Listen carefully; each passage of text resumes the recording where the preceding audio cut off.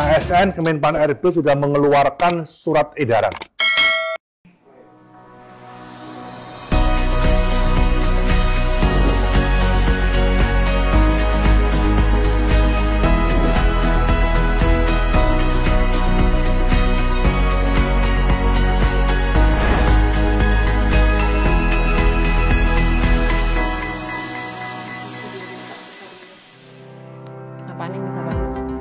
Pendidikan merupakan sebuah harta yang sangat berharga bagi setiap manusia. Tanpa pendidikan, kita tak akan bisa membangun kehidupan yang sejahtera. Sosok pendidik dan tenaga kependidikanlah yang terus berjuang mendampingi kita untuk menggapai pendidikan tersebut. Namun, situasi pandemi saat ini membuat seluruh lapisan masyarakat terpuruk, tak terkecuali mereka yang bakti dan setia untuk mencerdaskan bangsa. Untuk itu, Kementerian Pendidikan dan Kebudayaan didukung oleh Kementerian Keuangan dan Komite Penanganan COVID-19 dan Pemulihan Ekonomi Nasional melakukan bantuan subsidi upah bagi pendidik dan tenaga kependidikan non-pegawai negeri. Sebagai salah satu upaya untuk menjaga semangat pendidik dan tenaga kependidikan untuk tetap dan terus menyala di masa pandemi, agar mereka dapat terus mengabdi, mencerdaskan negeri ini untuk Indonesia maju.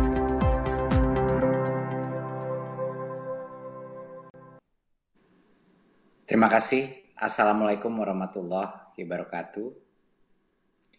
Saya ingin pertama ucapkan terima kasih atas kehadiran Bapak Menpan RB, Ibu Menkyu, dan Bapak Menek BUMN untuk kehadirannya hari ini yang sungguh mengembirakan bagi ujung tombak pendidikan kita, yaitu para guru-guru honorer dan juga dosen kita. Jadi saya ada sedikit presentasi untuk memaparkan apa saja program bantuan subsidi upah bagi pendidik dan tenaga pendidikan.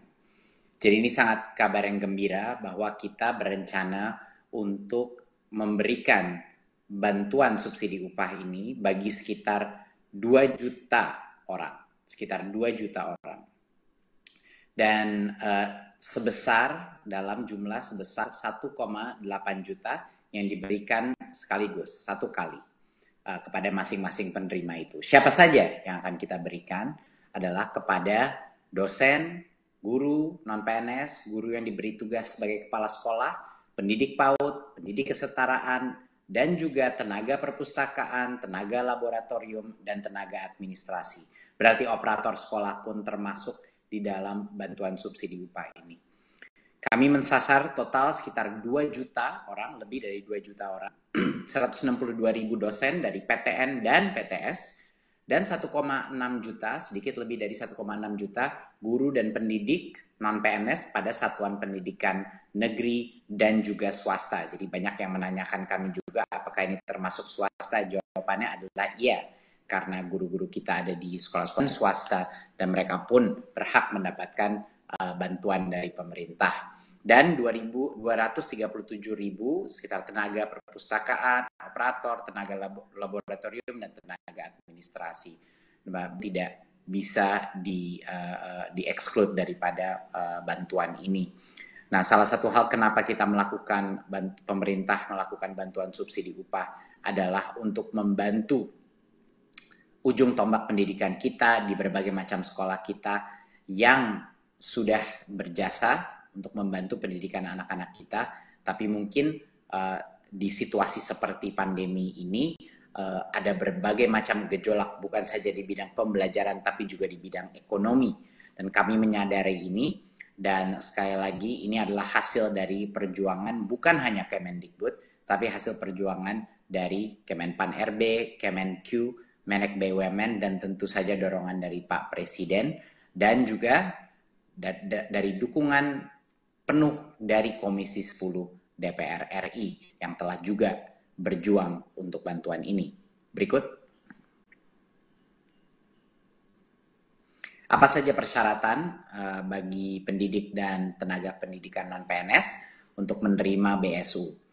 Kami di Kemendikbud selalu dalam melakukan bantuan sosial apapun atau bantuan pendamping seperti pada saat kita melakukan kuota, selalu mengutamakan kesederhanaan daripada kriteria sehingga memudahkan para penerima untuk mendapatkannya. Kriterianya sangat sederhana, warga negara Indonesia berstatus bukan PNS, memiliki penghasilan di bawah 5 juta rupiah per bulan, dan tidak menerima bantuan subsidi upah gaji dari Kemenaker, dari program-program lainnya. Ini dan juga tidak menerima kartu prakerja sampai dengan tanggal 1 Oktober 2020. Alasan kenapa kita tidak memberikan ini agar bantuan sosial kita itu adil dan tidak tumpang tindih. Tidak ada individu yang menerima bantuan berlimpah sehingga yang lain tidak mendapatkan. Jadi ini merupakan suatu kriteria kami yang sangat sederhana sehingga semua bisa menerima dengan cepat dan efisien. Yang berikut, bagaimana mekanisme pencairan BSU ini? Jadi Kemendikbud telah membuat rekening-rekening baru di bank-bank untuk setiap PTK penerima BSU ini. Bantuan itu disalurkan secara bertahap sampai dengan akhir November 2020, ya. Dan bagi para guru-guru dan dosen bisa mengakses infonya di info.gtk.kemdikbud.go.id, ya, bisa mengakses di mana rekening mereka, apa persyaratan yang belum dipenuhi, atau untuk yang perguruan tinggi di pangkalan data Dikti, pddikti.kemdikbud.go.id. untuk menemukan informasi terkait status pencairan dan lain-lain, rekening bank masing-masing dan lokasi bank cabang.